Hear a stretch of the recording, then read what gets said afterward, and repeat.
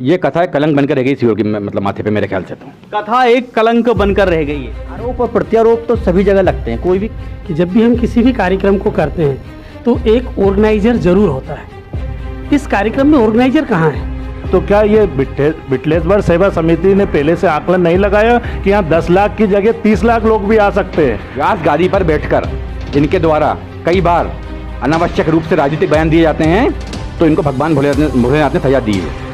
देखिए, ये सब भाजपा का भी दोधारी तलवार की तरह काम करती है। लेकिन क्यों नहीं हम ऑनलाइन रुद्राक्ष का वितरण करें? भाई ये पंडित जी कुछ नहीं है, केवल धर्म के नाम पे अपनी रोटियां सेकते हैं। पंडित जी अंधविश्वास और पाखंड फैलाते हैं। पंडित जी नहीं, ढोंगी हैं ये।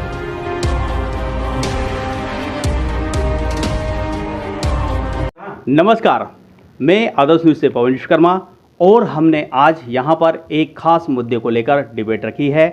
मुद्दा है रुद्राक्ष महोत्सव और पंडित प्रदीप जी मिश्रा। इस पूरे आयोजन को लेकर हमारे बीच में आज बहुत चर्चा की जाएगी और आज हमारे स्टूडियो में अतिथि के रूप में हमारे श्रीमद् भागवत कथावाचक आदरणीय पंडित जी राजेश जी शर्मा उपस्थित हुए हैं। इसके अलावा बीजेपी के जिला महामंत्री श्री रवि नागले जी यहाँ पर मौजूद है। कांग्रेस से जिला महामंत्री पंकज जी शर्मा मौजूद हैं और आम आदमी पार्टी से पूर्व प्रदेश मीडिया प्रभारी केपी सिंह बघेल साहब भी यहाँ पर मौजूद हैं। इसके अलावा समाज सेवी के रूप में नीरज जी जाटव मौजूद हैं और भाजपा युवा मोर्चा से जो प्रवक्ता हैं वो विशाल जी पाटीदार हैं, वो भी यहाँ पर मौजूद हैं। जनता के रूप में हमारे बीच में आकाश जी रोहित हैं, क्षमा चाहता हूँ, उमेश जी रोहित हैं और आदरणीय सर भी हमारे साथ जनता के रूप में मौजूद है। मुद्दा हमारा वही रहेगा, आयोजन जो चल रहा है उसके घटनाक्रम को लेकर ही हम सारी बात करेंगे।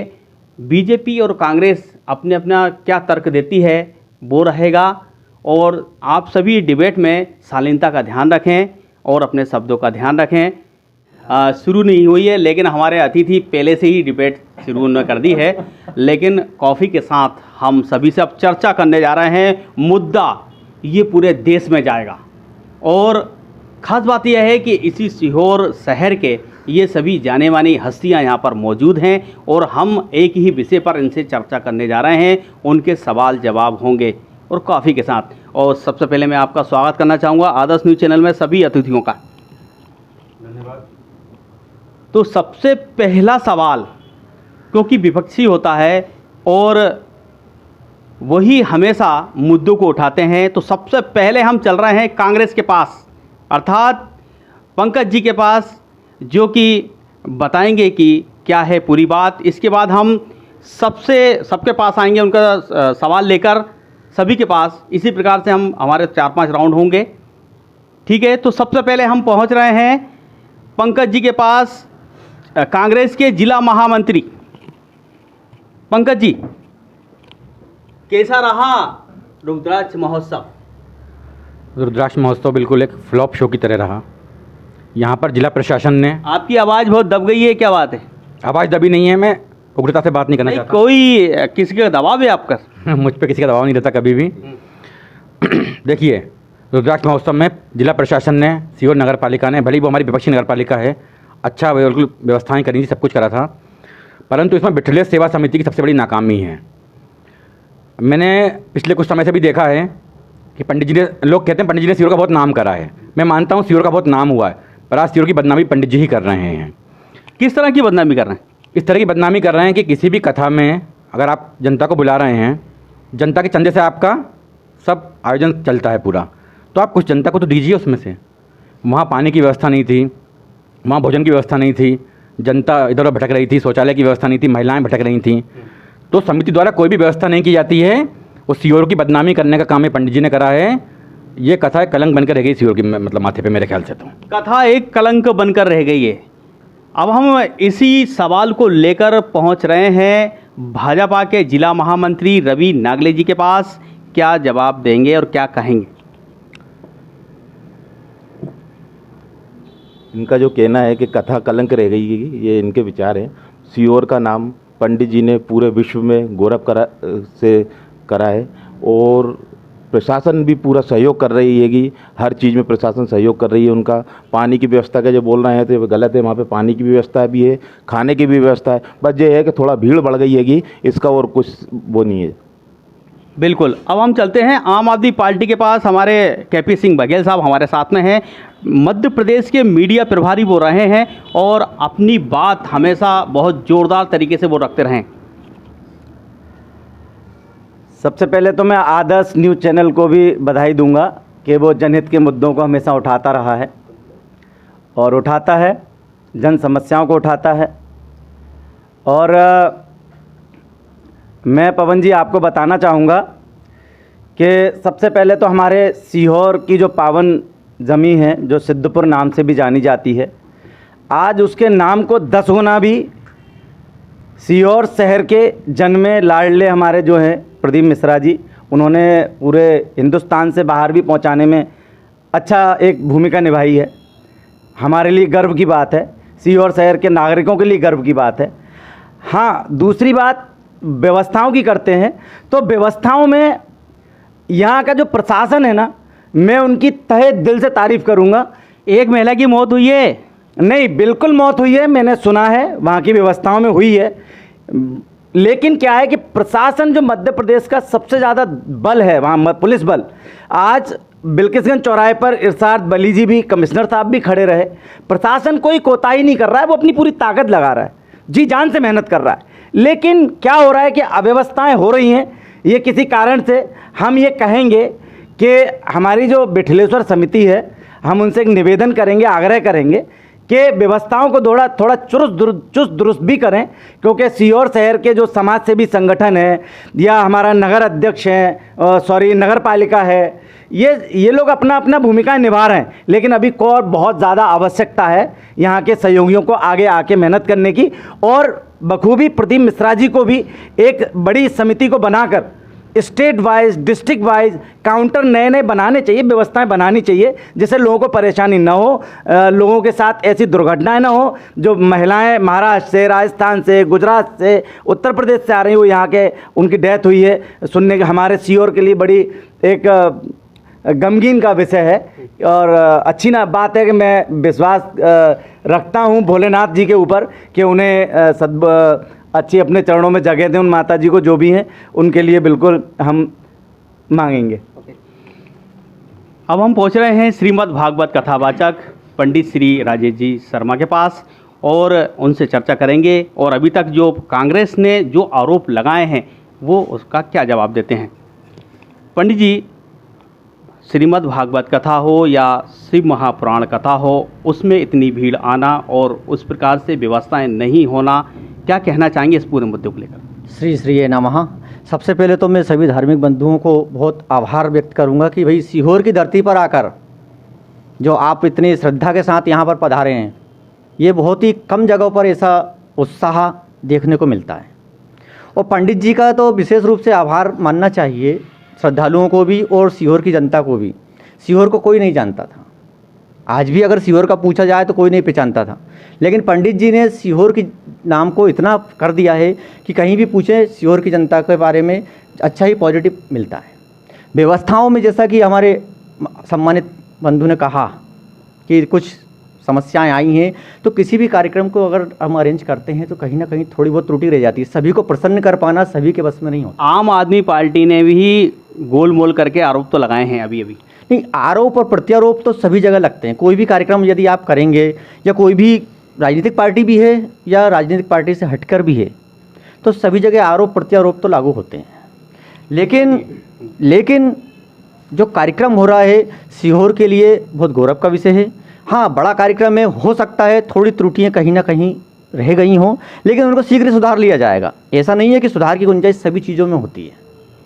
युवा मोर्चा के नगर प्रवक्ता हमारे बीच में विशाल पाटीदार जी। विशाल जी, आज भगदड़ मची है। देखिए, जैसा कि अभी हमारे सभी साथियों ने बताया कि कई व्यवस्थाएं, चूँकि मैं आपको बता दूं, माननीय पूजनीय जो हमारे गुरुदेव हैं, उनके जो ट्रस्ट हैं, जो समिति है बिटलेश्वर सेवा समिति, बखूबी अपना काम कर रही हैं। जितना उनसे हो सकता था उन्होंने अपनी सुविधा प्रदान की है, लेकिन क्या है कि उम्मीद से ज़्यादा पब्लिक का आना, कहीं ना कहीं अव्यवस्थाओं का एक कारण ये भी है कि वहाँ थोड़ा एरिया कम है, जिसके कारण पब्लिक की डेंसिटी बढ़ने के कारण थोड़ी व्यवस्थाओं में कहीं है। लेकिन हम खुद वहाँ ग्राउंड पे जाकर हमने खुद स्पोर्ट्स पे गए हैं, जब माननीय विधायक जी भी हमारे साथ थे, उनके साथ में हम सभी लोग गए थे व्यवस्थाओं का मुआयना करने। माननीय एसडीएम महोदय भी थे।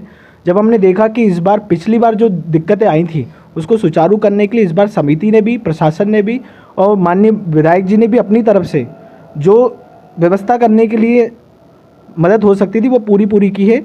और जैसा कि आज हम बताएं कि चिकित्सा की थोड़ी व्यवस्था में आज गड़बड़ आ गई थी, तो माननीय विधायक जी ने तुरंत जिला चिकित्सालय में फ़ोन लाकर माननीय एक डॉक्टर है, मैं नाम नहीं लेना चाहूँगा चैनल पर, उनको निर्देश दिए कि आप भैया वहाँ जाइए, आपके 2 कैंप और बढ़ाइए ताकि चिकित्सा व्यवस्था के लिए कोई दिक्कत ना हो। रही बात पानी रुकने की, तो देखिए ऐसा है, गर्मी का मौसम आने वाला है, पानी की व्यवस्था वहाँ भरपूर थी, लेकिन थोड़ा पब्लिक को भी अपनी व्यवस्थाओं को सक्षम बनाने के लिए थोड़ा कार्य करना चाहिए।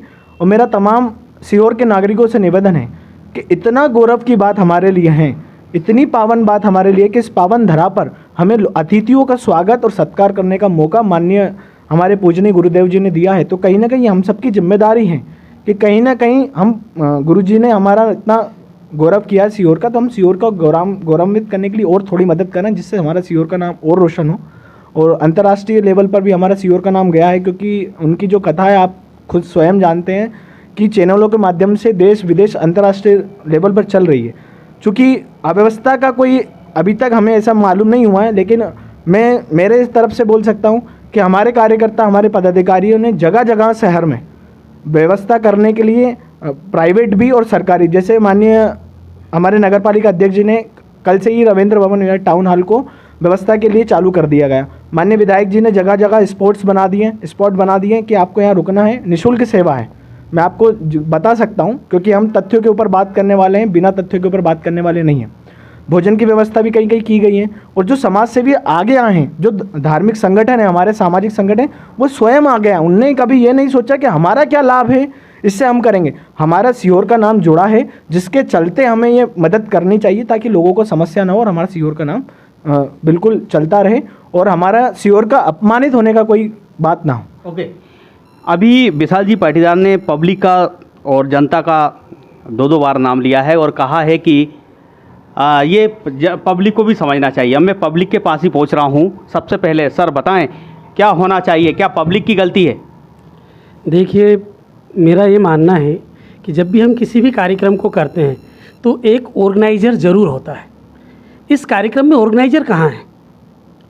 कौन जिम्मेदारी लेगा इस पूरी गड़बड़ी की? प्रदीप जी का कोई ये पहला प्रोग्राम नहीं है, इससे बड़े बड़े प्रोग्राम उन्होंने किए। जनता 10 लाख 15 लाख दूसरी जगह पर भी एकत्र हुई है, पर वहाँ पर कोई अव्यवस्था नहीं हुई, सब कुछ सुचारू रूप से हुआ। सीहोर में ही ऐसा क्यों हुआ? आप कह रहे जनता हमारे यहाँ पे आई है, बाहर से श्रद्धालु आए हैं, जो डिवोटीज़ आए हैं वो श्रद्धा के साथ आए, वो हमारे जो है अतिथि है, स्वागत हम कर रहे हैं, पूरी जनता कर रही, प्रशासन अपना बेस्ट देने की कोशिश कर रही है, पर ऑर्गेनाइज़र तो नाराज गायब है भैया। कौन है ऑर्गेनाइज़र? कोई तो जिम्मेदारी लेने वाला होगा ना। जब आप श्रेय ले रहे हैं अच्छी चीज़ों का, तो फिर बुराइयों से परे क्यों हो रहे हैं? बहुत शानदार, बहुत शानदार। हमारे बीच में उमेश जी रोहित भी हैं जनता की ओर से। जी, जैसा कि सन्नी सर ने बोला कि सबसे बड़ी जो मेन है पूरे इस एपिसोड में जो घटनाक्रम चल रहा है, जिसको देखते हुए हम ध्यान दे रहे हैं कि किसकी क्या कमियां ढूंढ रहे हैं, उसमें गलतियां निकाल रहे हैं।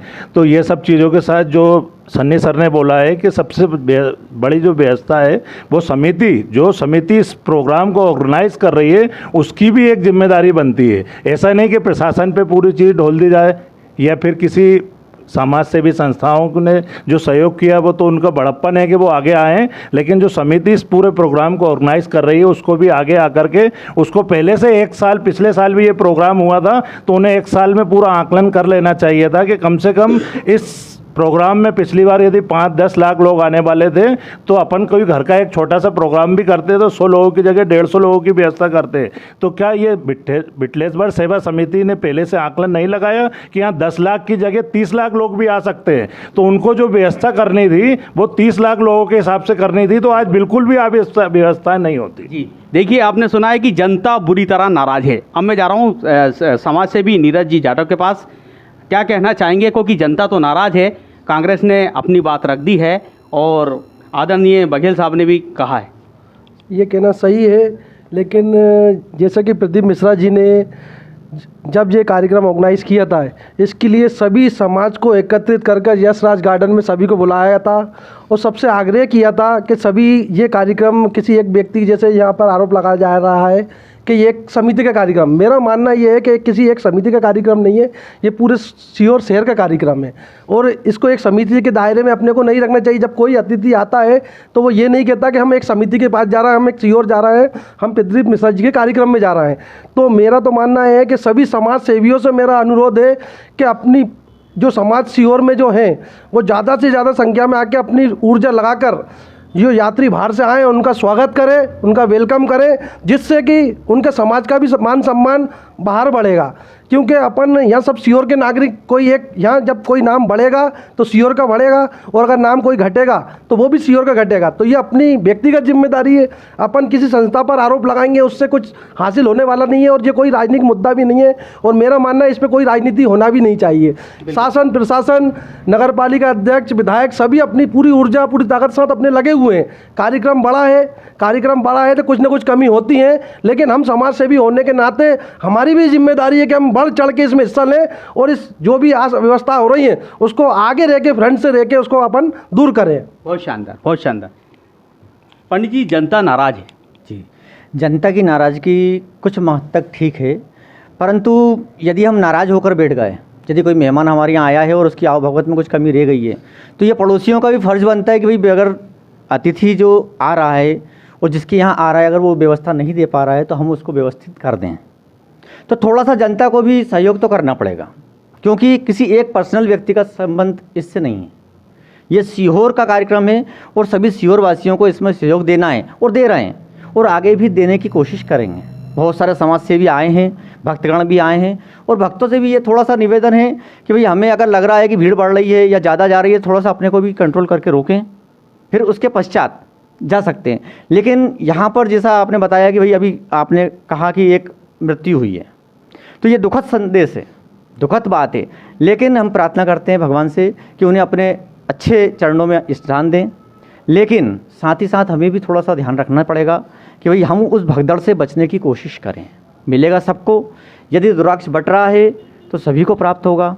थोड़ा समय लगेगा, लेकिन हम उस समय के अनुसार खुद को चलाने में व्यवस्था नहीं करते, क्योंकि शुरू से ही हमें शॉर्टकट की आदत पड़ गई है। हम चाहते हैं कि प्रथम हम पूज्य हो जाएं, बाद में दूसरा है। तो इसीलिए ये भगदड़ जो मच रही है ये इसीलिए मच रही है। थोड़ा सा समय लगेगा। समिति भी अपने कार्य पे संलग्न है। धीरे धीरे समिति, जो भी समिति के सदस्य हैं वो सहयोग कर रहे हैं। प्रशासन पूर्ण रूप से समर्पित है, सीहोर के नागरिकगण पूर्ण रूप से समर्पित हैं, भक्तगण समर्पित हैं, सबका हृदय खुला हुआ है। पंडित जी ने भी कोशिश करी है और किसी एक व्यक्ति के ऊपर यदि हम भार रख दें कि नहीं आपका कार्यक्रम है और आप ही को संभालना है, तो ये तो पॉसिबल नहीं है।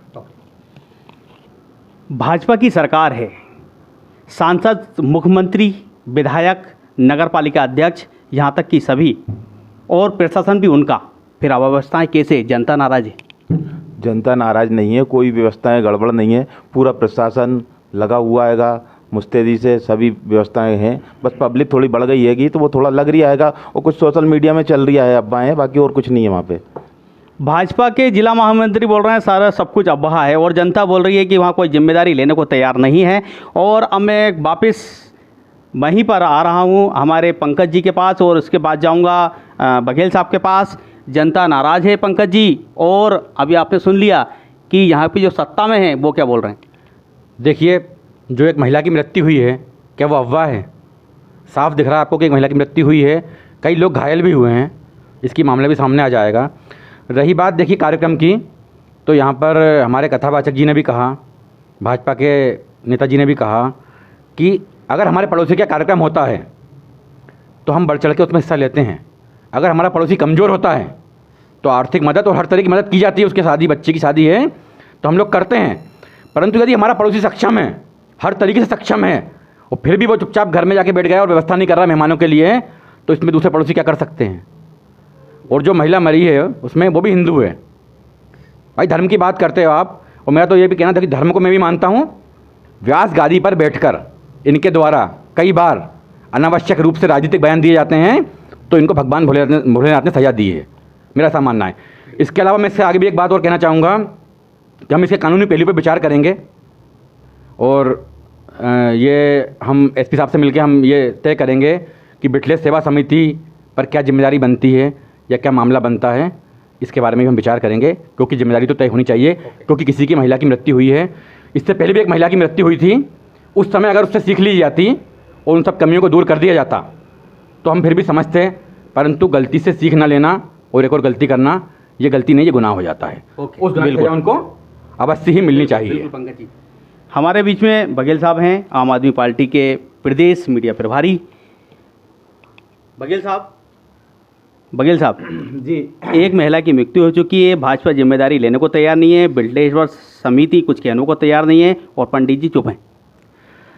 नहीं, देखिए, सबसे पहले तो मैं आपका जवाब दूंगा, चूंकि अभी आपने पिछली बार कहा कि आम आदमी पार्टी इन द सेंस, मतलब मैंने गोलमाल करके आरोप लगाया मिश्रा जी के ऊपर, तो मैं उसके लिए स्पष्टीकरण देना चाहता हूं कि वो उसको आरोप के तौर पे ना लें। उसको मेरा एक सजेशन था, उनके लिए सजेशन है। ये बात बिल्कुल सही है, हमारे शहर के लिए गौरवान्वित वाला क्षण है, ये हम एक्सेप्ट करते हैं। अगर जनता नाराज़ हो रही है तो उसे भी पंडित जी को एक्सेप्ट करना पड़ेगा, यहाँ की जनता को भी एक्सेप्ट करना पड़ेगा कि जनता जनार्दन है, जनता जनार्दन है। जनता ने ही भाजपा की सरकार को लाया मध्य प्रदेश में, और जनता ने ही आज प्रदीप मिश्रा जी हमारे जो गौरवान्वित महसूस कर रहे हैं सीओर को, वो भी जनता का ही दिया हुआ है, आप समझेंगे उस बात को। लेकिन दूसरी बात क्या है कि जो अव्यवस्थाएं हैं उनमें व्यवस्थाओं पे भी ध्यान देना चाहिए कि व्यवस्थाएं तो जब यहाँ का प्रशासन कर रहा है तो प्रशासन के ऊपर तलवारें खींची जाती हैं, प्रशासन के अधिकारियों को सस्पेंड किया जाता है। यही सरकार दोधारी तलवार चलाती है। जब यही सरकार, अभी अगर यहाँ के कलेक्टर महोदय कुछ गड़बड़ हो जाएगी तो सारा ठीकरा कलेक्टर महोदय के सर पे फोड़ के कल उनको ट्रांसफ़र कर देंगे, एसपी साहब को ट्रांसफ़र कर देंगे। क्या पिछली बार नहीं हुआ ऐसा? देखिए, ये सब भाजपा का भी दोधारी तलवार की तरह काम करती है। लेकिन यहाँ पर जो हमारे प्रदीप मिश्रा जी जो काम कर रहे हैं, एक बात बताऊँ, बिठलेश्वर समिति जो उन्होंने बनाई है, बिठलेश्वर समिति का विकास हुआ है, ये सीहोर की पब्लिक जनता को पता है। अगर बिठलेश्वर समिति का विकास हुआ है तो उस विकास का उपयोग जो आने वाली जनता है उनकी व्यवस्थाओं में होना चाहिए। क्योंकि आज जहाँ तक मुझे नॉलेज है, मैं सीहोर शहर का नागरिक हूँ, बिल्कुल अच्छी तरीके से भलीभांति समझता हूँ कि कम से कम 100 से 125 एकड़ के आसपास ज़मीन बिठलेश्वर समिति पे आ चुकी है। तो मैं चाहता हूं कि उनकी व्यवस्थाओं, जो जनता व्यवस्थाएं रोडों पे, सड़कों पे, खेतों में, जहां तहां आज वो परेशान हो रही है, कहीं ना कहीं उनको व्यवस्थाएं वहां उस जगह में देना चाहिए, क्योंकि समिति की जगह है वो। अगर तो करना चाहिए कि नहीं, मैं पब्लिक से पूछना चाहता हूं, पब्लिक इसका जवाब दे कि क्या उस बिठलेश्वर समिति के तहत ही अगर ऑर्गेनाइजेशन कार्यक्रम हो रहा है तो उसका उपयोग भी जनता के लिए होना चाहिए, क्योंकि जनता के पैसे से ही बिठलेश्वर समिति ने ज़मीन खरीदी है। तो लेकिन देखिए, अपनी जगह है। हम सबसे बड़ी बात है कि सीहोर की जनता उनको पलकों पे बिठा के अपने घरों में जगह दे रही है। हम देंगे, हम अपने घरों में जगह दे रहे हैं, आज भी दे रहे हैं। हम कहना नहीं चाहते मीडिया चैनल पर, हमने पिछली बार जो किया हम बिल्कुल नहीं कहना चाहते, हम आज भी कर रहे हैं, वो आज भी कहना नहीं चाहते। लेकिन हम तो अपना योगदान दे रहे हैं एज ए पब्लिक। हम मिश्रा जी भी अपना योगदान दे रहे हैं, प्रशासन अपना योगदान दे रहा है, पब्लिक सब देख रही है। मुश्किल से 10 महीने चुनाव के बचे हैं, दूध का दूध पानी का पानी के हो जाएगा। जो भाजपा सरकार भी जिस तरीके से अपने रोने रट्टे रोके और धर्म की आड़ में अपनी रोटी सेक रही है, वो बिल्कुल गलत है। मिश्रा जी के ऊपर रोटी ना सेकी जाए। मिश्रा जी के ऊपर रोटी सेकी जा रही है। चलिए, इस बार हम चलते हैं युवा मोर्चा विशाल पाटीदार जी के पास। देखिए, मेरी बात सुन लीजिए। आरोप है कि आप मिश्रा जी के ऊपर रोटियां सेक रहे हैं। एक बात मैं कहना चाहूँगा 2 लाइनों के माध्यम से कि जनता ने इस सरकार को बनाया है, सरकार को चुना है, तो जनता ने इस शहर सीहोर की हमारी जो आशीर्वाद दाता हैं माननीय विधायक जी को चुना, माननीय, क्योंकि हमारे मुख्यमंत्री जी का गृह जिला है। तो यहाँ मिश्रा जी का अभी 2-3 साल हो गए हैं मिश्रा जी को इतना प्रचार प्रसार करते हुए। इससे पहले के यहाँ भाजपा की सरकार नहीं थी, कि यहाँ के विधायक भाजपा के नहीं थे। तो ये आरोप तो इनका सीधा सा है, जो यहाँ मुश्किल से मुश्किल इस प्रदेश में इतनी दूती राजनीति करते हैं, वो लोग ये आरोप लगाते हैं कि मिश्रा जी के पीछे ये राजनीति सेकी जा रही है। तो क्या इससे 10 साल पहले से माननीय विधायक जी यहाँ विधायक है 10 सालों से, तो क्या मिश्रा जी 10 सालों पहले तो नहीं थे? और रही बात ऐसे मिश्रा जी की कि धर्म को आड़े में लाने में भाजपा ने कभी धर्म को आड़े नहीं ली है। धर्म का साथ चलकर, अपने धर्म को मजबूत बनाकर, क्योंकि हम सबकी जिम्मेदारी है, हमारी जिम्मेदारी है हम हमारे धर्म को मजबूत बना। हम कभी धर्म की आड़ में राजनीति नहीं करती भाजपा। और रही बात 2 धारी तलवार की, तो जितना सुचारू नेता, एक कह सकते हैं जितना इस विधानसभा को नेता मिला है, वैसे नेता शायद ही कहीं मिला हो जो खुद स्वयं पैदल जा जाकर लोगों की व्यवस्था देखता है, लोगों की व्यवस्थाओं के लिए अपने कार्यकर्ताओं को निर्देश देता है कि सीधे जाइए, आप तुरंत ही कीजिए। मैं आपको पर्सनली बताता हूं कि हम माननीय विधायक जी ने हम सबको बुलाया, युवा मोर्चा की कार्यकारिणी बैठक में माननीय विधायक जी ने बुलाकर सारे कार्यकर्ताओं को बुलाया कि 15 फरवरी से 23 फरवरी तक विकास यात्रा में युवा मोर्चा नहीं जाएगी। आप सबकी जिम्मेदारी है कि यहाँ रुद्राक्ष महोत्सव होने वाला है, आप सबकी जिम्मेदारी कि आप व्यवस्थाओं का मुआयना करके जो अव्यवस्था है उसको व्यवस्थित करने का काम करें। हमारे माननीय प्रिंस राठौर जी नगर पालिका अध्यक्ष, उनने भी हमें निर्देश दिए, उनके साथ सहयोग से भी हम सब कहीं व्यवस्था कर रहे हैं, कहीं पानी की व्यवस्था, कहीं भोजन की व्यवस्था, कहीं ठहरने की व्यवस्था। हमने अस्पताल के बाहर भी कैंप लगाने, 2 एम्बुलेंस को, प्राइवेट एम्बुलेंस एक हमारे मित्र की हैं, उसको भी हमने पर्सनली लगवाने का बिटले हाईवे पे लगवाई है। आज भी आप जाके देखेंगे, मीडिया सच दिखाती है, मीडिया बताएं कि जो अपना चौराहा है उससे पहले ही 2 एम्बुलेंस खड़ी होंगी, पर्सनल है वो, कोई गवर्नमेंट की तरफ से नहीं है, क्योंकि विधायक जी ने हमें निर्देश दिए थे जो हम हमारा बेस्ट कर सकते थे वो हमने किया। प्रशासन अपना बेस्ट दे रहा है, शासन अपना बेस्ट दे रहा है। ये तो कहीं ना कहीं अव्यवस्था जो लोग बता रहे हैं, अभी तक तो हमें कुछ अव्यवस्था हुई है उसके लिए हमें खेद है, लेकिन यह अव्यवस्था प्रशासन, शासन और कार्यकर्ता और समाज सेवी संगठनों ने अपने भरपूर दिया है। ओके, जनता देखिए, मेरा ये मानना है कि जिस तरह से हम प्रोग्राम को आयोजित करते हैं उसी के अकॉर्डिंग्स हम जो है गेस्ट को इनवाइट करते हैं और गेस्ट के अकॉर्डिंग ही सारी व्यवस्थाएं करते हैं। आप 11 लाख रुद्राक्ष बांट रहे हैं तो एक रुद्राक्ष को लेने लगभग 2 व्यक्ति तो आएंगे। आपने कहाँ से 20 लाख लोगों की व्यवस्था की है? क्या व्यवस्था की है? 20 लाख लोगों के लिए पानी की भी व्यवस्था है क्या यहाँ पर? फिर दूसरी चीज़, हम जी किस युग में रहे हैं? We are living in the age of high technology. Okay, we must use social medias, devices, electronic devices also. क्यों नहीं हम नेटवर्क मार्केटिंग का यूज करें? ठीक है, क्यों नहीं हम ऑनलाइन रुद्राक्ष का वितरण करें और घर घर आप इलेक्ट्रॉनिक डिवाइस के ऊपर, इलेक्ट्रॉनिक मीडिया के ऊपर सत्संग तो सुना ही रहे हैं भैया। आप सत्संग नहीं है ये, मेरा तो केवल सीधा सीधा दिखता शक्ति प्रदर्शन है भैया। दिखा रहे हैं कि हमारी कितनी शक्ति है सीहोर में। झेल पा रहे हो कि नहीं आप हमारे डिवोटीज को? बहुत शानदार, बहुत शानदार। उमेश जी, मेरा ये मानना है, सबसे पहले तो जैसा मुझे अभी चैनल के माध्यम से ही पता चला कि एक महिला की मृत्यु हुई है, उसकी जवाबदारी कौन लेगा और उसके परिवार को जो क्षति पहुंची है उसका मुआवजा कौन देगा? ये भी मेरा एक प्रश्न है चिन्ह कि इसका मुआवजा शासन देगा या जो समिति वो देगी या शहर, उसका तो परिवार का एक व्यक्ति चला गया है तो उसके मुआवजा कौन देगा? सबसे पहले तो उसके परिवार को मुआवजा मिलना चाहिए और जो भी उसके परिवार के ऊपर विपत्तियाँ आएँ उसके सहयोग के लिए जो भी एक राशि या जो भी चीज़ उससे क्षतिपूर्ति हो वो सारी व्यवस्था करके उसको देना चाहिए। उसको यहाँ से व्यवस्थित उसके घर पहुँचाने की और सारी व्यवस्था यहाँ के प्रशासन तो करेगा ही करेगा। प्रशासन अपना भरचूक जो भी योगदान है वो दे रहा है, वो विशेष रूप से सारी व्यवस्थाएं करेगा, लेकिन जो समिति ऑर्गेनाइज कर रही है वो भी इतना यदि फंड आ रहा है उनके पास, जो भी समिति के पास, वो भी उस परिवार के लिए कुछ ना कुछ उनकी तरफ से अंशदान मेरे हिसाब से करना चाहिए। बिल्कुल बिल्कुल। अभी हम चल रहे हैं, फिर से बघेल जी का इशारा आया है, उनके पास चलना है और इसके बाद हम समाज सेवी नीरज जी के पास पहुँच रहे हैं। देखिए, सबसे पहले तो हमारी पब्लिक जो भाई साहब बैठे हैं इन्होंने भी कहा कि उनको मुआवजा। देखिए क्या है कि कहाँ से माता जी आई, उनका पूरा डेटा क्या हमारे उनके पास तो होगा, ये पक्का है। तो स्वाभाविक सी बात है कि उनको सहयोग तो करना चाहिए, है ना। अगर अगर अगर बिठलेश्वर समिति चाहती है कि सीहोर की पब्लिक उनका उनको मुआवजा दे तो हम देने को तैयार हैं, हम देने को तैयार हैं। देखिए सीधी सी बात है, धर्म की बात बिल्कुल नहीं करेंगे हम। हमारे लिए धर्म जो मेन है ना, हमारी शिक्षा पहला धर्म है, हमारा मानवता पहला धर्म है। हम कोई धर्म नहीं मानते। हमारी तो हम जिस संगठन में काम करते हैं वहाँ पर हमको एक ही चीज़ सिखाई जाती है कि सबसे पहला धर्म है इंसानियत, और उसके बाद इंसान को जो वेल डेवलप करता है वो एजुकेशन, उसके बाद उसको वेल डेवलप बाय फिजिकली करता है वो होता है उसका स्वास्थ्य। हमारा जो संगठन है, मैं स्पेशली बोलूँ आम आदमी पार्टी, वो ये इंसानों पर पहले ध्यान देती है, उनको शिक्षित करती है, उनको स्वास्थ्य जो है प्रोवाइड करती है, निःशुल्क करती है। हम तो यहाँ भी करने को तैयार हैं। आज की डेट में यहाँ का प्रशासन जो नेता हैं, प्रशासन सफल है, मैं कह रहा हूँ दावे के साथ। वो पुलिस की बात करता हूँ जो 24 घंटे ड्यूटी करती है। आज क्या करेंगे? आज यहाँ का नेता जो ऊपर से प्रशासन चला रहा है, मुख्यमंत्री, विधायक, राज्य मंत्री, नगर पालिका या जो भी है A to Z, पूरा बीजेपी का शासन है। क्या करेंगे? एक सर्टिफिकेट दे देंगे, प्रशस्ति पत्र। अरे जिस बंदे ने 24 घंटे नौकरी करते हैं, जो पुलिस दिन भर नौकरी करने के बाद आधा घंटे रोटी के लिए नहीं मिलता, रात को फिर पहुंच जाता है, उस व्यक्ति से कभी पूछा तुझे वीकली ऑफ मिलेगा?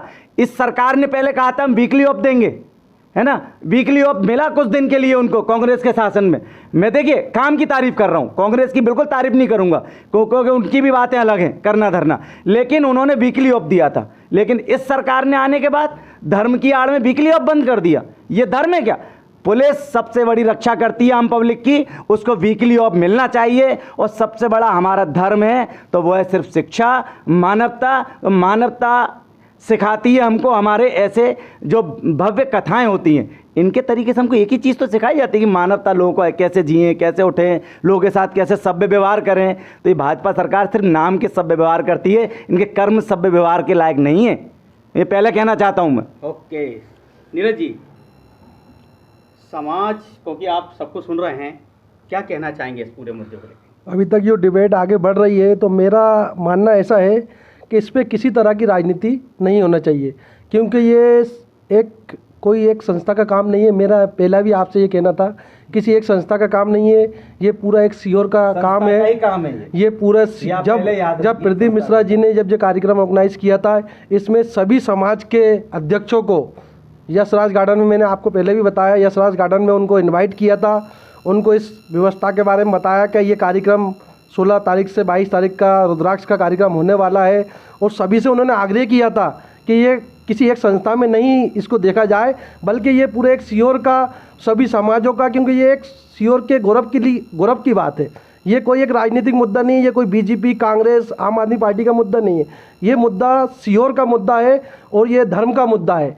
यहाँ तक कि आप ये सोचो कि सारे स्टेटों से लोग यहाँ आ रहे हैं, तो कहीं ना कहीं सीओर का मान और सम्मान बढ़ रहा है। जैसा कि आप एक समाज सेवी के रूप में मैं बता दूं, जब मैं लगातार 10 सालों तक अमरनाथ यात्रा जाता था, तो वहाँ जाके मुझे ये बताना पड़ता था कि मैं भोपाल से आता हूँ, सीओर को कोई जानता नहीं था। आज देश या विदेश में कहीं भी जाके अपन सीओर का नाम ले देंगे कि प्रदीप मिश्रा जी की धरती से मैं आया हूँ, तो हर एक व्यक्ति उस चीज़ को मानेगा कि प्रदीप मिश्रा जी के आए, उससे सीओर का नाम बढ़ता है। तो मेरा सभी राजनीतिक दलों से ये कहना है कि ये मुद्दे पे किसी तरह की राजनीति नहीं होनी चाहिए। सभी समाज को आगे आना चाहिए। सभी समाज अभी तो अपनी ताकत के साथ काम कर ही रहे हैं, और जो कमी आ रही है उसको हम दूर करने का प्रयास करेंगे, लेकिन इस मुद्दे पर राजनीति कहीं भी नहीं होना चाहिए। ओके, मैं वापिस चल रहा हूँ श्रीमद् भागवत कथा वाचक राजेश जी शर्मा के पास। जनता की तरफ से सवाल आया है कि जो महिला की मौत हुई है उसको मुआवजा मिलना चाहिए, तो क्या पंडित जी प्रदीप मिश्रा जी उनको मुआवजा देंगे, या उनकी जो बिटलेश्वर सेवा समिति है उसके माध्यम से जाएगा, या फिर प्रशासन करेगा? देखिए, सबसे पहले तो बात यहाँ आती है कि यहाँ पर हम किसी प्रकार की राजनीतिक, पंडित जी इससे पहले भी मौतें हुई, उसी पे आ रहा हूँ। थोड़ा सा समय आपका लूँगा, परंतु क्या है कि यदि हम किसी राजनीतिक व्यवस्था की बात करें, तो यहाँ पर क्या उस व्यक्ति विशेष की जिसकी आकस्मिक मृत्यु हो गई है ना, इसके लिए कोई पहले से प्री प्लान करके नहीं बैठा था कि भाई ऐसा हो सकता है या हो जाएगा। अक्सर ऐसा हो जाता है, दुखद समाचार है। और हर्जा खर्चे की बात जो है, हर्जा खर्चा देने से किसी के आंतरिक जो दुख उसको प्राप्त हुआ है परिवार को, वो किसी भी प्रकार से भर नहीं पाएंगे। यहाँ पे यदि आपकी तरफ से लाख 2 लाख 5 लाख 10 लाख अगर सरकारी अनुदान भी प्राप्त हो जाएगा या पंडित जी की तरफ से भी अनुदान दे दिया जाएगा, तो क्या हम उस व्यक्ति की भक्ति की भावना को, जो उसने धर्म के प्रति जागृत करके आया था, उस भावना को कहीं ना कहीं हम आहत नहीं कर रहे हैं एक राजनीतिक रूप देकर? कि भाई हम क्यों किसी राजनीतिक रूप में ले जा रहे हैं उस चीज़ को? क्या पहले से किसी पंडित जी क्या अक्सर इतनी राजनीतिक- भीड़ बुलाना क्या जरूरी है? अक्सर इतने लाखों लोगों को जब व्यवस्थाएं नहीं है तो बुलाना जरूरी है? देखिए, क्या कहना चाहिए? यहाँ पर मैं आपको स्पष्ट कर देना चाहता हूँ कि भारी भीड़ बुलाई नहीं जाती, किसी को बांध के लाया नहीं जाता है। ये धर्म के प्रति व्यक्ति का समर्पण है, जो कि यहाँ पर आ रहे हैं और इस सिद्धपुर की नगरी में आकर के अपना भगवान के प्रति अपना समर्पण दे रहे हैं। तो यहाँ ये कहना कि इतनी भीड़ बुलाना, ये थोड़ा सा गलत शब्द का प्रयोग हो रहा है। यहाँ पर भीड़ को बुलाया नहीं जाता, यहाँ भीड़ नहीं आती है, भीड़ तो भेड़ चाल की होती है। यहाँ तो भक्तगण आए हैं जो श्रद्धा के साथ आए हैं। और हाँ हाँ, तो जो भक्तगण आए हैं आप उनको भीड़ में ना तोलें। दूसरी बात, रहा सवाल कि मुआवजा दिया जाएगा, तो मुआवजा दिया जाता है जब हम कोई अपराध कर देते हैं। यहाँ पे किसी व्यक्ति ने सोचा समझा अपराध नहीं करा है, ना ही समाज सेवी संस्थाओं के द्वारा, ना ही प्रशासन के द्वारा, ना ही पंडित जी के द्वारा, और ना ही जो दिवंगत हो गई है व्यक्ति उसके द्वारा कोई अपराध हुआ है। स्व सहायता हम देने की पेशकश सरकार से कर सकते हैं। पंडित जी भी अपनी तरफ से जो अनुदान देना चाहें उसके लिए किसी प्रकार की कोई आपत्ति नहीं है। जो भी संस्था या जो भी सामाजिक संगठन सहयोग करना चाहें उस परिवार का, वो करना चाहिए। ये सब हमारा सबका धर्म बनता है और धर्म के लिए हम सब समर्पित हैं। परंतु किसी विशेष एक व्यक्ति को उसके लिए आक्षेप करना कि आपके कार्यक्रम में ये चीज़ हुई है, तो कार्यक्रम में इससे पहले भी राजनीतिक दलों के कार्यक्रमों में भी हज़ारों प्रकार की दुर्घटनाएं हो जाती हैं। तो क्या हम उनसे जाते हैं और मुआवजा देने से क्या उस व्यक्ति की कमी को पूर्ण किया जा सकता है? हम ये मान सकते हैं कि भाई किसी त्रुटि, बस मानवीय त्रुटि है, मानवीय त्रुटि में ऐसा संभव हो सकता है। ये नहीं कहते कि भाई संभव नहीं है, या किसी एक व्यक्ति के ऊपर हम इस चीज़ को ले रहे हैं, या उस व्यक्ति की मृत्यु को हम लाइटली ले रहे हैं, है ना। हम उस चीज़ को लाइटली नहीं ले रहे हैं। यह हमारे लिए बहुत दुखद क्षण है और इस क्षण को हम रियलाइज़ भी कर रहे हैं और सभी कर रहे हैं। लेकिन उस चीज़ को ले जाकर राजनीतिक रूप से ले जाकर एक मुआवजे पे लाके टांग देना, ये गलत है। ओके, इसी मुद्दे को लेकर मैं वापस जनता के पास जा रहा हूँ। उमेश रोहित जी हमारे बीच में। मुआवजे से मेरा अर्थ ये नहीं था कि उन्हें मुआवजा दिया जाए, कोई ये राजनीतिक बात नहीं कर रहा हूँ, ना ही कोई राजनीतिक विषय का चर्चा। आपका जो कहना है कि उन्होंने सिर्फ बुलाया नहीं है जनता को किसी को, तो सिर्फ 6 दिन ही रुद्राक्ष बांटने का क्या मतलब है? आपको जब जनता को बोल दोगे, एक लिमिटेड दायरे में बांध के रख दोगे कि वो 16 से 22 तारीख तक ही रुद्राक्ष बटेंगे, आप साल भर बांटिए, कंटिन्यू करिए उसको। भीड़ जो डाइवर्ट होगी टुकड़ों में आएगी, धीरे धीरे, एक साथ नहीं आएगी। 6 दिन का आप टाइम ड्यूरेशन भी दे रहे हो और उसको बोल रहे हो लिमिट भी नहीं है। मैं बोल लूँ उसके बाद आप बिल्कुल बोलिए, आपको पूरा मौका दिया जाएगा। अभी मुझे दिया है तो मैं 2 शब्द और बोलना चाहता हूँ।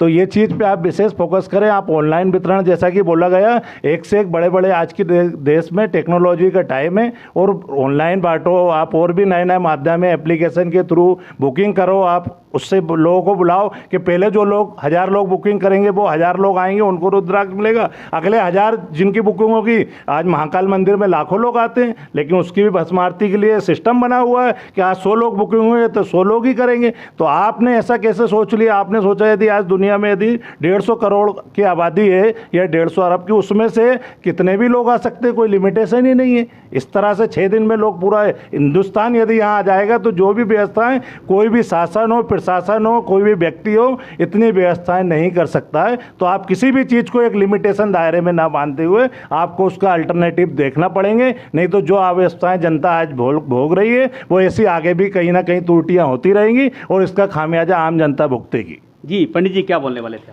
देखिए, इससे पूर्व भी जो वितरण है वो नियमित रूप से चल रहा है, लेकिन क्योंकि शिवरात्रि पर्व आ रहा है और शिवरात्रि पर्व पे धार्मिक रूप से महत्व बढ़ जाता है भोलेनाथ की पूजन का। सभी जो श्रद्धालुगण हैं उनके और अन्य भी हैं, सभी के हृदय में भक्ति भावना जागृत ज़्यादा होती है। और यहाँ पर हम किसी को लिमिटेशन बांध के नहीं रख सकते। यदि हम आपसे ही कहें कि आप आज नहीं, आप कल आइएगा, तो ये कोई आप निश्चित नहीं कह सकते कि आपको हम पर्सनली बोलेंगे कि भाई आप ये चीज़ करिए। यहाँ पर थोड़ा सा भक्तगण जो आ रहे हैं उनको भी थोड़ा संयम रखना पड़ेगा। ओके पंडित जी, मुख्यमंत्री जी, सॉरी महामंत्री जी, आज मुख्यमंत्री शिवराज सिंह जी चौहान आने वाले थे, क्या कारण हो सकता है? आप क्या सोचते हैं? देखिए, सबसे पहले तो हमने तय किया था कि इस बहस में अपन राजनीति की बात नहीं करेंगे, परंतु हमारे विशाल पाटीदार जी ने अभी कहा था कि जनता ने सरकार चुनी है। विशाल पाटीदार जी से मैं कहना चाहूँगा कि उनका भी थोड़ी देर पहले ये कहना था कि ये सरकार जनता ने चुनी है। तो आप भी जानते हैं सरकार किसने चुनी है, सरकार किसकी बनी थी, क्या हुआ उसका घटनाक्रम, ये खरीदी हुई सरकार है। चुनाव में तो पता ही नहीं चला, उपचुनाव तो हुए ही नहीं। सरकार किसकी आई थी, ठीक है। दूसरी बात, आप मुख्यमंत्री जी की बात कर रहे हैं, वो एक डरपोक मुख्यमंत्री हैं। क्यों? क्योंकि जनता ने उनको चुना नहीं था। डर के मारे उन्होंने सोचा, सबसे पहले उनके मन में विचार आया होगा कि बाबा जी के पास लाखों लोग आ रहे हैं, यहाँ जाके मैं अपनी राजनीति चमका दूंगा। परंतु जैसे ही उनको पता चला कि यहाँ एक महिला की मृत्यु हो गई है और अवस्थाएँ फैली हुई हैं, डर के मारे वो उन्होंने कहा बाबा जी भुगते, मैं तो चला। बहुत शानदार, बहुत शानदार। ओके, मैं आम आदमी पार्टी के पास जा रहा हूँ। आम आदमी पार्टी के पास मुख्यमंत्री जी नहीं आए। हम मुख्यमंत्री जी को आना चाहिए था। यहाँ पूरे देश की 25 से 20-25 लाख आबादी आई हुई है, उनको आना चाहिए। उन्होंने पूरा प्रशासन लगा रखा है। कलेक्टर साहब परेशान हो रहे हैं, एसपी महोदय परेशान हो रहे हैं, तहसीलदार साहब परेशान हो रहे हैं, टीआई साहब परेशान हो रहे हैं, है ना। यहाँ के जनप्रतिनिधि परेशान हो रहे हैं और जनप्रतिनिधि अभी 6 दिन बाद बोलेंगे सारी व्यवस्थाएं हमने देखी। अरे ये आम जनता परेशान, यहाँ आने वाली पब्लिक परेशान है, यहाँ के अधिकारी परेशान हैं। परेशान एक्चुअल वो हैं और जनप्रतिनिधि बोलेंगे हमने करा सारा काम। मुख्यमंत्री जी तो अभी हमारे पंकज भाई ने आरोप लगाया, जैसा कि उन्होंने कहा वो डरपोक हैं, तो मैं उनके लिए कोई वर्ड तो नहीं कहूँगा, पर इतना कहूँगा कि खरीदी फरोख्त की गई सरकार है, वो अपना चेहरा सीओर में दिखाने से डरते हैं। भाजपा जिला महामंत्री के पास में पहुँच रहा हूँ। मुख्यमंत्री शिवराज सिंह जी चौहान आखिर क्यों नहीं पहुँचे और पूरी पब्लिक उनका इंतज़ार करती रही, यहाँ तक कि पूरी सीहोर की जनता भी इंतज़ार करती रही। माननीय मुख्यमंत्री जी प्रदेश के मुखिया हैंगे, उनके कई व्यस्त कार्यक्रम रहते हैंगे जिससे आना नहीं हो पाया। और यहाँ पे कोई व्यवस्था ऐसी कोई ज़्यादा गंभीर नहीं है। जब तक अभी तक दोपहर तक के जो भी मेरे को नॉलेज था वहाँ का, कोई भी व्यवस्थाएं गंभीर नहीं थी। वहाँ पे प्रशासन पूरे लगा हुआ है, वहाँ पे अधिकारी कर्मचारी और माननीय विधायक जी, नगर पालिका अध्यक्ष, जनप्रतिनिधि भी और पूरी शहर की जनता, यहाँ तक कि सीहोर में जितनी भी समाज रहती हैं, सब लोग, सब समाज के अध्यक्ष, समाज के व्यक्ति पूरी इस कार्यक्रम की व्यवस्था में लगे हुए हैं। इनका कहना ये गलत है कि मुख्यमंत्री जी क्यों नहीं आए। माननीय मुख्यमंत्री जी आएंगे, आने वाले कार्यक्रम में आएंगे, वो पक्का आएंगे। चलिए, इस मामले में समाज सेवी क्या कहते हैं? मेरा मानना यह है कि मुख्यमंत्री जी नहीं आए वो स्वागत योग्य है, क्योंकि जैसा स्वागत योग्य है। हाँ, क्योंकि अभी की जो वर्तमान स्थिति है, अगर मुख्यमंत्री जी आते तो कहीं ना कहीं जो पब्लिक है उनके लिए वीआईपी व्यवस्था की जाती। तो उन्होंने देखा कि पहले भक्तों को सबसे पहले प्राथमिकता होना चाहिए, ना कि उस पर राजनीति होना चाहिए। तो मुख्यमंत्री जी के मन में शायद ये विचार आया होगा कि मैं इसमें राजनीति ना करूं, और जो जनता वहाँ पे जो पूरा जन सैलाब उबड़ा हुआ है, अगर मुख्यमंत्री जी आते तो कहीं ना कहीं वो अव्यवस्था भंग होती। तो उनका नहीं आना ये ठीक रहा। जब वो देखेंगे कि वहाँ व्यवस्था थोड़ी व्यवस्थित हो चुकी है तो वो आएंगे, बिल्कुल उनकी मतलब गृह जिला है, वो तो आएंगे। लेकिन अगर आज नहीं आए तो मेरा कहना है कि उनका ये सोचना बहुत अच्छा है, क्योंकि जब जनता अगर वो मुख्यमंत्री जी आते उनको वीआईपी सुविधा देना शासन प्रशासन की जिम्मेदारी होती, तो उससे जो अव्यवस्था है वो कहीं ना कहीं और फैलती। तो मुख्यमंत्री जी ने सोचा कि ये अव्यवस्था ना हो, इससे उन्होंने उस कार्यकाल को थोड़ा और बढ़ाया है, तो वो स्वागत योग्य है। तो उसका मैं धन्यवाद करता हूँ। लेकिन आगे जब व्यवस्था और ठीक से हो जाएगी तो मेरा मानना है मुख्यमंत्री जी जरूर आएंगे। ओके, इसी मुद्दे को लेकर हम युवा मोर्चा के प्रवक्ता विशाल पाटीदार जी, मुख्यमंत्री जी नहीं आए। देखिए, ऐसा है कि वो इस देश के, इस प्रदेश के मुख्यमंत्री हैं जो एक प्रोटोकॉल के नियम के अनुसार चलते हैं। क्योंकि आज मुख्यमंत्री जी नहीं आ पाए, इसके पीछे कुछ कारण हो सकता है। अब लोग कह रहे हैं कि चुनावी वर्ष है, मुख्यमंत्री जी बाबा जी के चक्कर में अपनी राजनीति चमकाने के लिए आ रहे हैं। तो ऐसा नहीं है। वो पिछले 15 वर्षों से, लगभग 15 वर्षों से मुख्यमंत्री हैं इस प्रदेश के। इतना अच्छा काम कर रहे हैं, इस प्रदेश को बदहाली से इतना सक्षम बनाया है, व्यवस्थित किया है। और रही बात सीहोर की, तो हम माननीय मुख्यमंत्री जी का ना आना क्या अव्यवस्था हो, क्या जिम्मा उनके सर पे है।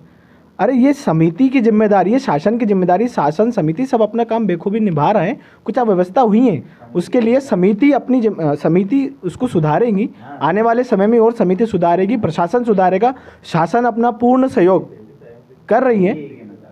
तो समिति भी, शासन भी और प्रशासन तो हमारा अपना बेस्ट दे रहा है, शासन भी अपना बेस्ट दे रहा है, समिति भी अपना बेस्ट देने की कोशिश कर रही है, आगे देगी। जैसे जैसे समय बढ़ता जाएगा हम देखेंगे कि व्यवस्था कितनी सक्षम हो पाएंगी, कितनी सुव्यवस्थित हो पाएंगी, हम सब यहीं के नागरिक हैं, हम सब देखेंगे। ओके ओके पंडित जी, विश्वविख्यात पंडित प्रदीप जी मिश्रा का इतना बड़ा आयोजन है, मुख्यमंत्री जी शिवराज सिंह चौहान जी यहाँ के आने की घोषणा करते हैं, उनके आने की घोषणा सुनकर और भी जनता उमड़ती है, बाहर की भी, शहर की भी, ज़िले की भी, प्रदेश की भी। क्या ये प्रदीप मिश्रा जी का अपमान नहीं है? देखिए, यहाँ पर मैं फिर से कहूँगा कि आप इस चीज़ को राजनीति से जोड़ के ना देखें। किसी व्यक्ति का कहीं पर आना या नहीं आना ये उसका व्यक्तिगत नहीं, ये आज की जो व्यवस्थाएं थी क्या इसी वजह से तो नहीं बिगड़ी? नहीं, व्यवस्थाएं उस वजह से नहीं बिगड़ी हैं, और व्यवस्थाएं बिगड़ी भी नहीं है, कंट्रोल में हैं, धीरे धीरे कंट्रोल हो रहा है। लेकिन यदि हम उसको किसी राजनीतिक रूप में देखना चाहेंगे तो बहुत सारी चीज़ें खुल के सामने आएंगी। अब ऐसा लग रहा है कि जैसे प्रदीप मिश्रा जी को लेकर हम राजनीति के रूप में उस चीज़ को भुनाने की कोशिश कर रहे हैं। यहाँ राजनीतिक दल जो बैठे हुए हैं, ऐसा लग रहा है कि धार्मिक कार्यक्रम को राजनीतिक रूप देने की कोशिश कर रहे हैं। व्यर्थ में उस चीज़ को जो आसानी से कंट्रोल हो सकती है, संभाली जा सकती है, थोड़ी सी मेहनत की आवश्यकता है, उसको व्यर्थ में राजनीतिक रूप दिया जा रहा है। मुख्यमंत्री जी के अपने प्रोटोकॉल हैं, उनके आना या ना आना उनके निर्णय पर निर्भर करता है। भाई धार्मिक रूप से दर्शन करने आ रहे थे, किसी कारणवश नहीं आ पाए, तो इसको राजनीति से जोड़ कर नहीं देखना चाहिए, ना ही किसी का मान और अपमान से देखना चाहिए। यहाँ तो भक्त और भगवान के बीच का विषय है। ओके सनी सर, जनता एक भीड़ है, भेड़ चाल है, और मुख्यमंत्री जी नहीं आते हैं, घोषणा की जाती है। देखिए, ऐसा कुछ नहीं है, ये तो सिर्फ एक जुमला है, स्लोगन है कि जनता जो है भेड़ चाल है। आज के टाइम में शिक्षित लोग हैं, सीहोर में देखिए कितने इंस्टीट्यूट्स हैं, कितने कॉलेज हैं, कितने स्कूल हैं, ठीक है, अधिकांश स्टूडेंट्स इंजीनियरिंग किए हुए हैं। और मिश्रा जी जो है ना हमारे पूजनीय हैं सीहोर के अंदर, डेफिनेटली उन्होंने सीहोर का नाम किया है, और ऐसे कार्यक्रम होने ही चाहिए। हर तीसरे माह में यदि इस तरह के कार्यक्रम हो तो मैं ये कह रहा हूँ 2 से 3 वर्षों के अंदर सीहोर का हर व्यक्ति अपने आप को ऋण मुक्त कर लेगा। लगभग कम से कम मान के चलिए 50,000 लोगों को रोजगार मिला है, हलवाई को मिला है, नाई को मिला है, ऑटो वाले को मिला है, धोबी को मिला है, हर समाज के हर जगह पर रोजगार मिला है। तो ये कार्यक्रम होना चाहिए।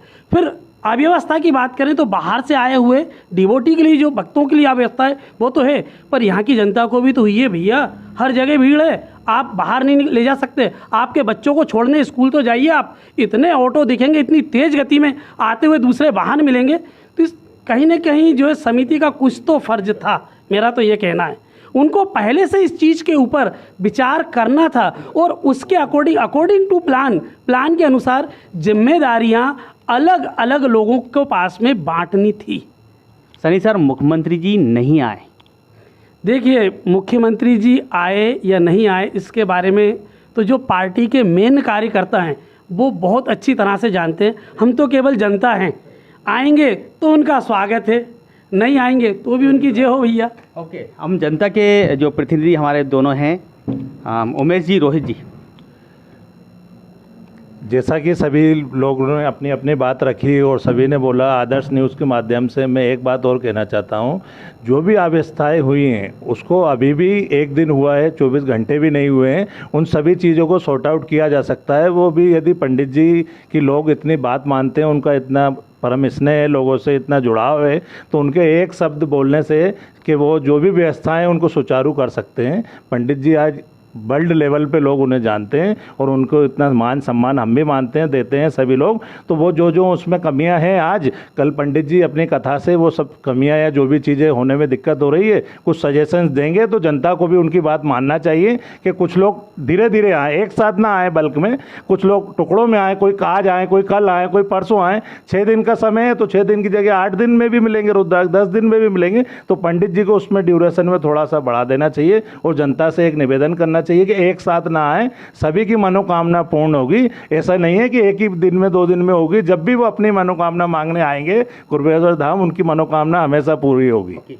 हमारा ये चौथा राउंड है जिसमें कि आज एक वीडियो जारी हुआ है जिसमें एक महिला रोती हुई दिखाई दे रही है और वो कह रही है कि ऑटो वाले मुझे लूट रहे हैं, खाने का वहाँ पे कोई इंतज़ाम नहीं है, हाई रेट हैं, रहने का हाई रेट हैं।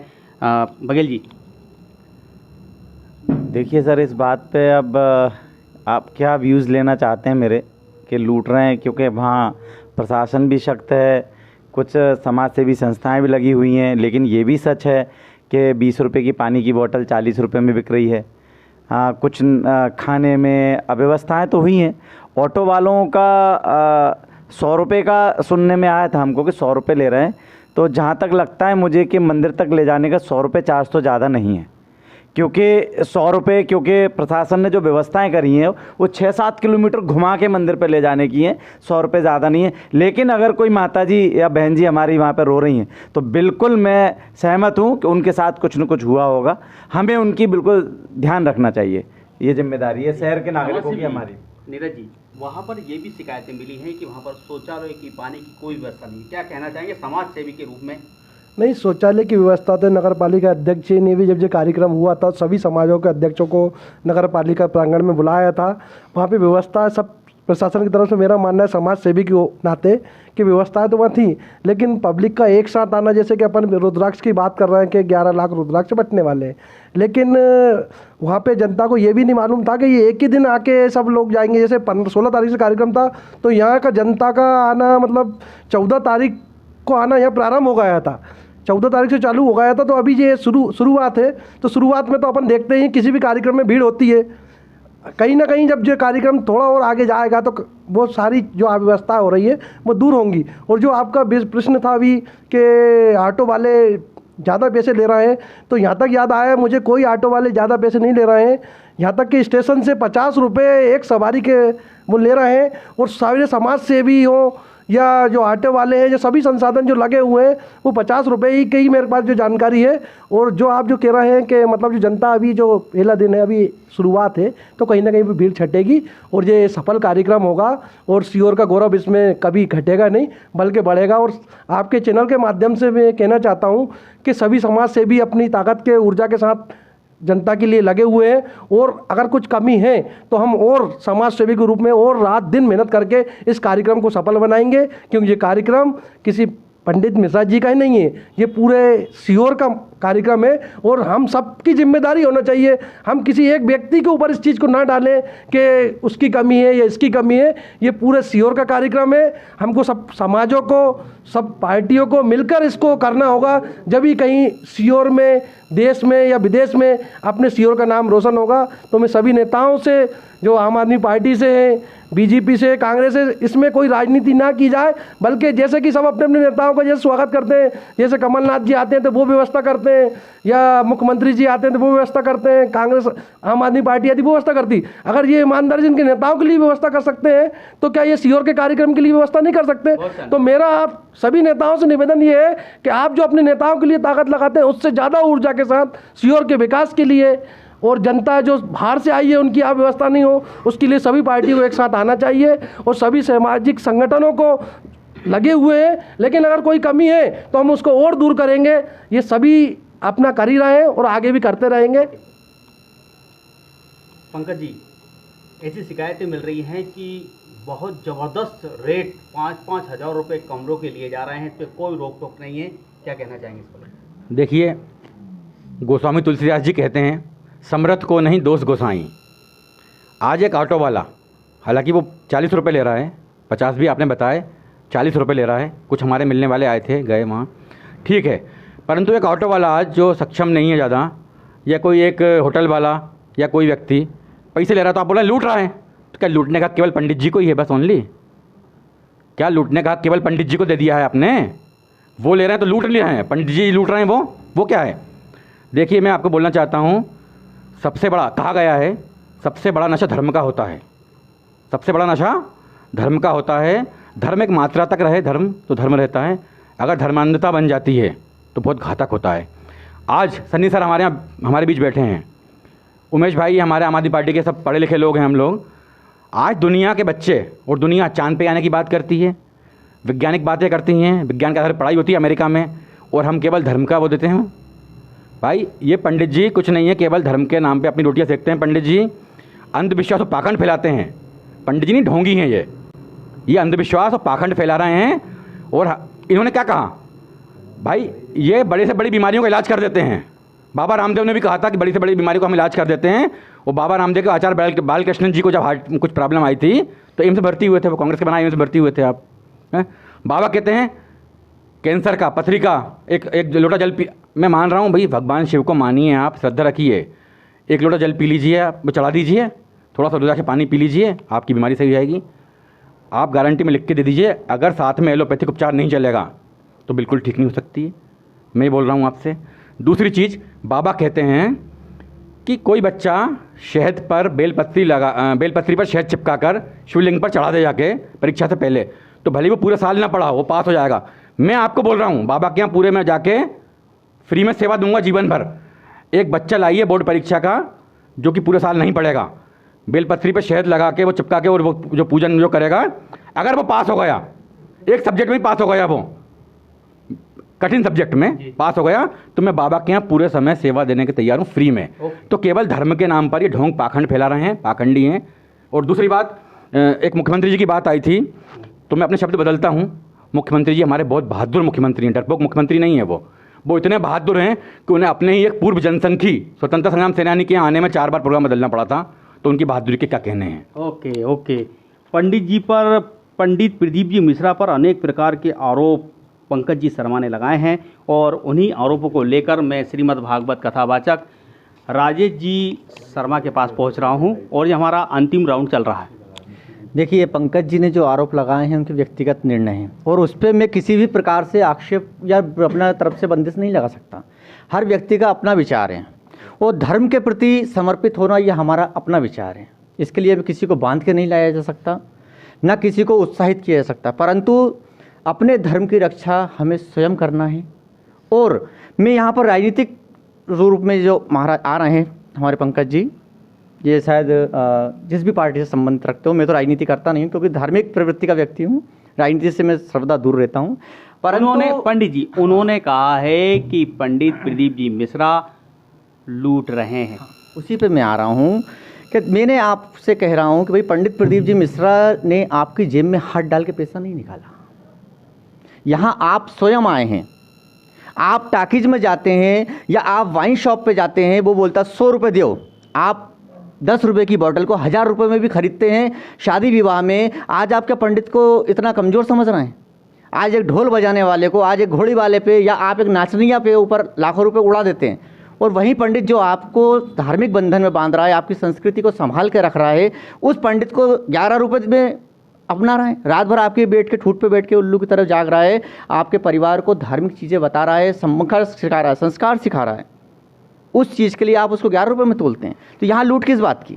जब पंडित को देने की बात आती है, या पंडित जी, यहाँ पर मैं स्वयं पंडित हूँ इसलिए ये नहीं कह रहा हूँ कि पंडितों के फेवर में बोल रहा हूँ, लेकिन मैं आपकी आस्था से आप ही से पूछता हूँ, क्या 11 रुपये में किसी व्यक्ति का परिवार चल सकता है? हम आज भी कथा को 11 रुपये में तोलने की कोशिश करते हैं।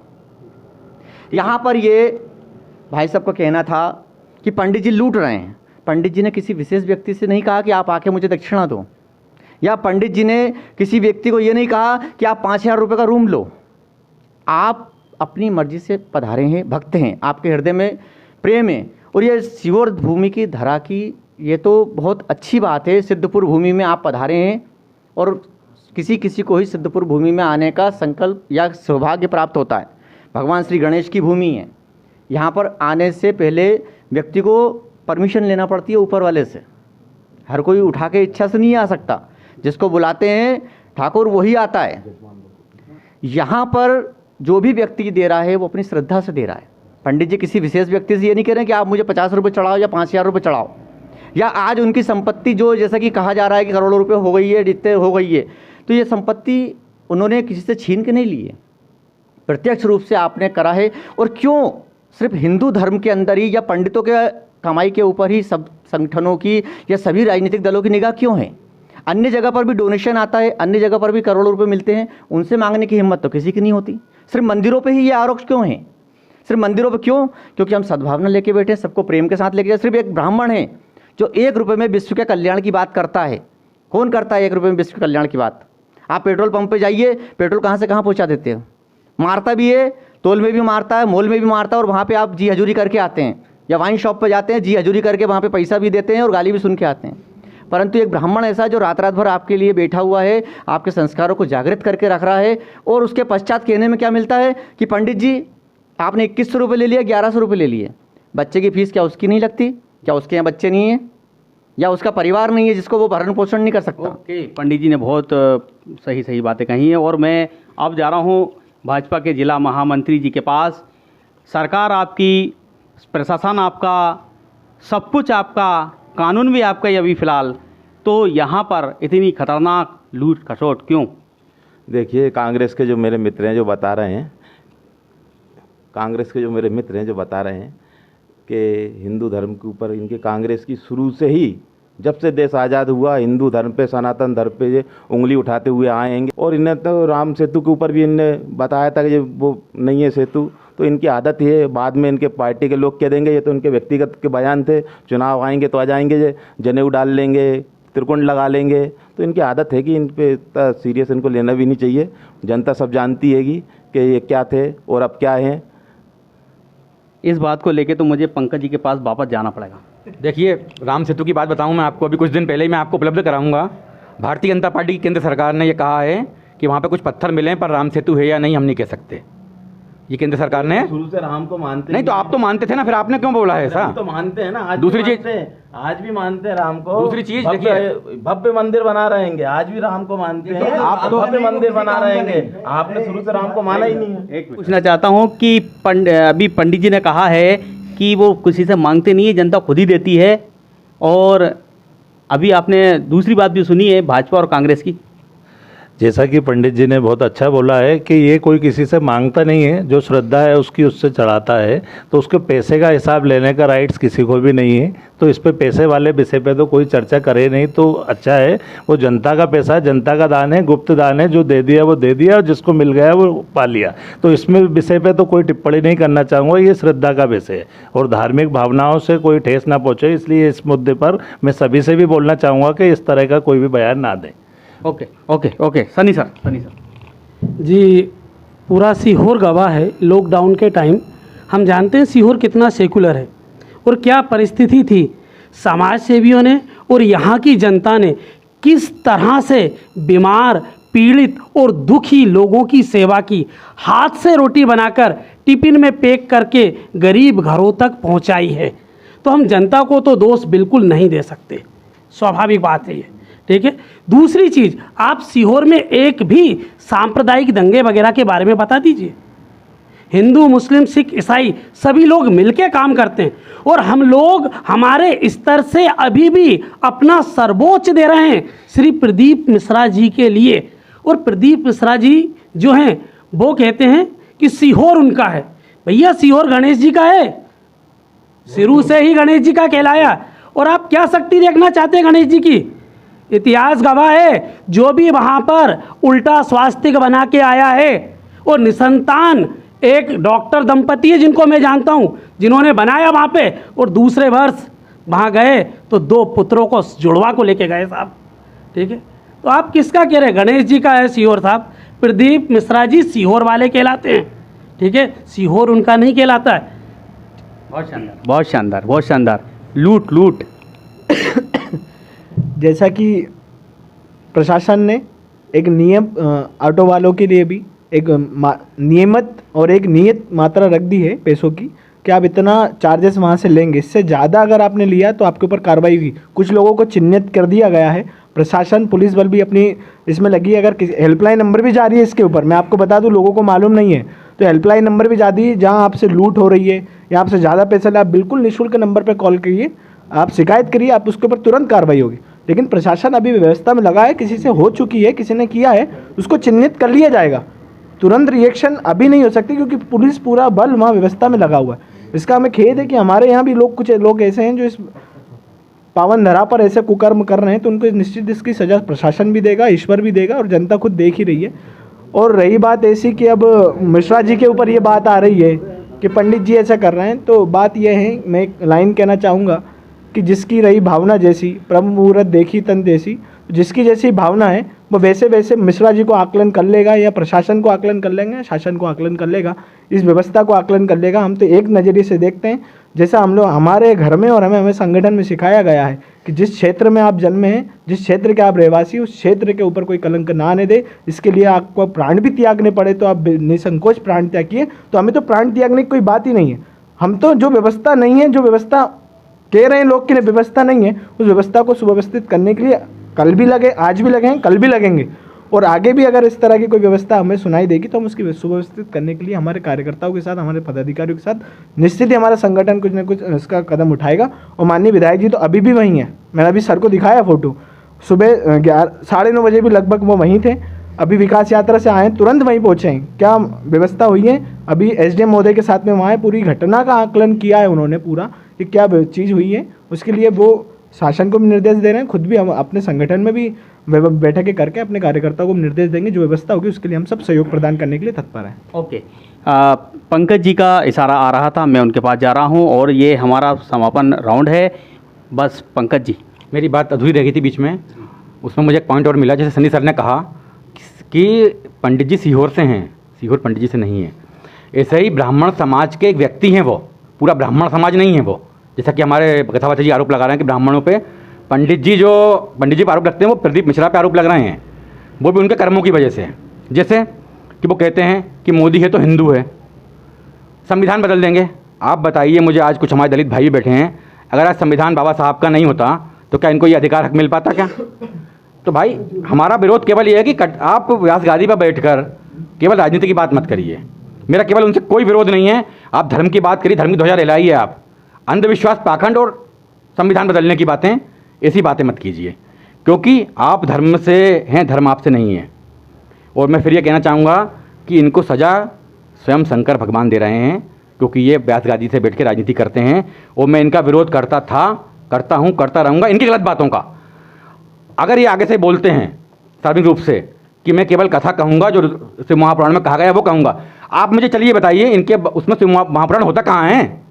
अरे ओ जी, अरे ये वो, मतलब पता नहीं क्या क्या अनर्गल बातें हैं।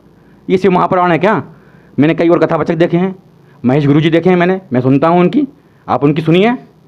हमारे शैलेश तिवारी जी ने कही थी, हिंदुस्तान समिति ने करवाई थी, आप वो सुनिए। इनकी बातों में शिव महापुराण होता कहाँ है, पहले तो आप ये पूछ लीजिए कथावाचक जी से, फिर मुझसे बात करेंगे। तो ये धर्म के नाम पर केवल धर्म को बदनाम कर रहे हैं। इसको इनकी सज़ा शंकर भगवान तो देंगे ही देंगे, कानून भी इसकी सज़ा इनको देगा। उसके बारे में भी हम कुछ अभी चर्चा कर जो भी है SP साहब से मिलकर देखेंगे कि इनके ऊपर क्या कार्रवाई की जा सकती है। जी, एक बार और मुझे पंडित जी के पास पहुंचना पड़ेगा। श्रीमद् भागवत कथावाचक पंडित श्री राजेश जी शर्मा, उनका आरोप है कि पंडित जी पे कार्रवाई होना चाहिए। देखिए, पंडित जी पे कार्रवाई हो या ना हो, ये इनका व्यक्तिगत विचार है, और इस संबंध में मैं अपनी कोई ओपिनियन नहीं देना चाहूँगा, क्योंकि धार्मिक व्यवस्था, हम धर्म का प्रचार करने के लिए बैठे हैं। हम कभी किसी को आक्षेप नहीं पहुंचाते, ना ही किसी व्यक्ति विशेष पे हम आक्षेप करते हैं। हमारा कर्म है हमारी संस्कृति को सहेजना, उसको प्रचार प्रसार लाना।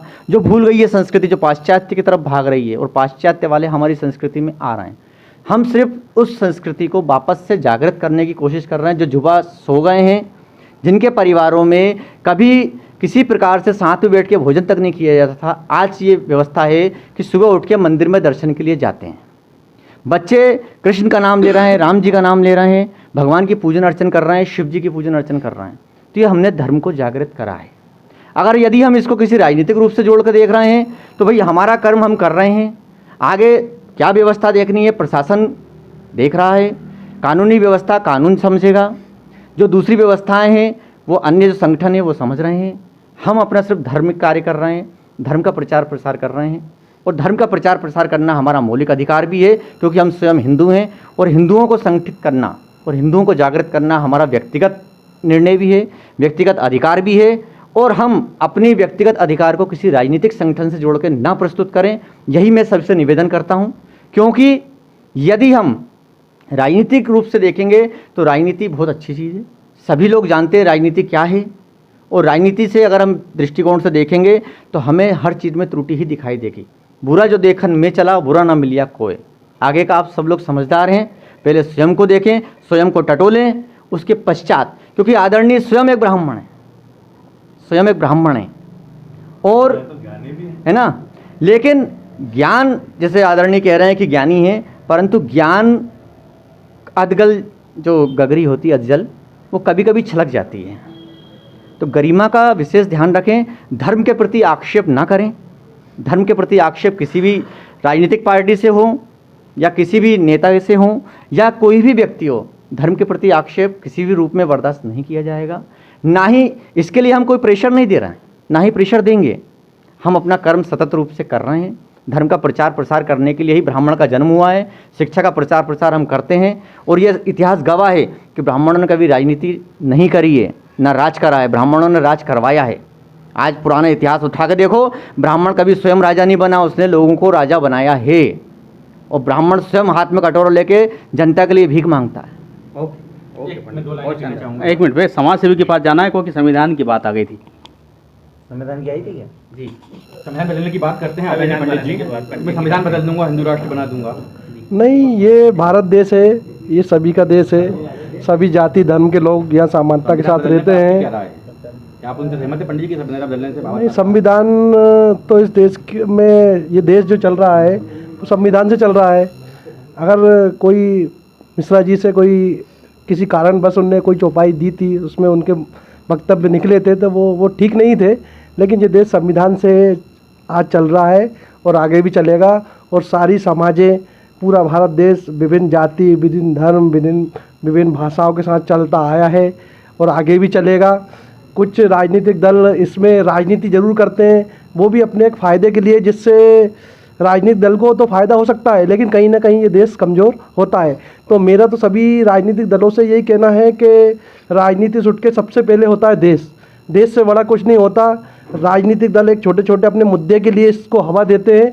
बाकी भारत देश आज संविधान से चल रहा है, आप सब देखते हैं। और जो सरकारें चल रही वो भी संविधान के माध्यम से चल रही हैं। ये तो खाली इस बाल को इसलिए डाला जाता है जिससे कि उससे एक राजनीतिक रोटी सेकी जा सके। बाकी समाज से भी तो यहाँ भारत देश है, सभी जाति, सभी धर्म, सभी भाषा यहाँ रह रही हैं और आगे भी रहता रहेंगी। ये देश की एक मतलब समझ लो कि इससे ही देश का गौरव बढ़ता है। संविधान बदलने की बात की थी। देखिए, संविधान तो कोई नहीं बदल सकता। संविधान के आधार पर ही देश चलता है और चलेगा, हमेशा चलेगा। जितनी भी भांति प्रकार के जो इस देश के अंदर लोग रहते हैं, आबादी रहती है, माताएं, बहनें, सब इस संविधान का पालन भी करते हैं और संविधान को मानते हैं और मानेंगे। लेकिन मैं अब एक बात और कहना चाहता हूँ। सीहोर के चुनिंदा और वरिष्ठ नेताओं के लिए मेरा एक साफ स्पष्ट संदेश है। क्या वो पॉलिटिकली तरीके से ही अपना सीहोर में विधायक या नेता मंत्री बनना चाहते हैं? मेरा सीधा सा उनसे एक आग्रह है, बुधनी के अंदर फैक्ट्रियां गिन के सीहोर की जनता को बताओ कि बुधनी में इस 13-14 साल के शासन में बीजेपी ने कितनी फैक्ट्री लगा ली। क्या सीहोर में नहीं लगनी चाहिए? सीहोर में थी, आपने बंद कर दी हैं। और हम आपको स्पष्ट सीहोर की जनता की तरफ से मैं संदेश देना चाहता हूं। मैं लोगों के पास जा रहा हूं 1 to 1। जनता कहती है एक भी उद्योग नहीं है, शुगर फैक्ट्री श्रीमान चालू करवा दीजिए, नहीं तो शुगर फैक्ट्री आपको खा जाएगी। देखिए, प्रदीप मिश्रा जी ने तो ऐसा काम करा है देश के अंदर कि वो आप भी नहीं कर पाए। और आप सारे लोग प्रदीप मिश्रा जी के कंधे पे बैठ के जो नाच रहे हो ना, प्रदीप मिश्रा जी तो अपना काम बखूबी निभा रहे हैं। शहर का नाम काम सब कर रहे हैं अपना, जो उन्हें करना था। लेकिन अब आपकी नहीं चलेगी। आप प्रशासन और मिश्रा जी दोनों के कंधे पे रह के अपनी राजनीति सीखना चाहते हो, वो नहीं चल पाएगी। ओके। आज की हमारी डिबेट कई बार मुद्दों से भटकती भी रही है, लेकिन आज हमारे बीच में श्रीमद् भागवत कथावाचक पंडित राजेश जी शर्मा, जिला कांग्रेस के प्रवक्ता पंकज जी शर्मा, भाजपा जिला महामंत्री रवि जी नागले, आम आदमी पार्टी के प्रदेश मीडिया प्रभारी आदरणीय KP सिंह जी बघेल और समाज सेवी नीरज जी जाटव, इसके अलावा भाजपा युवा मोर्चा से विशाल जी पाटीदार और जनता की ओर से हमारे बीच में उमेश जी, रोहित और सनी सर मौजूद थे। आज की हमारी डिबेट यहीं पर समाप्त होती है और जो हम जनता पर छोड़ते हैं कि इस डिबेट का क्या वो निष्कर्ष निकालते हैं। हमारे चैनल को लगातार देखते रहें। धन्यवाद। जय हिंद। क्या हो रहा है आपके मध्य प्रदेश में, हर खबर से अपडेट रहने के लिए आदर्श न्यूज चैनल को अभी सब्सक्राइब करें और आप हमें अन्य सोशल मीडिया हैंडल पर भी फॉलो कर सकते हैं।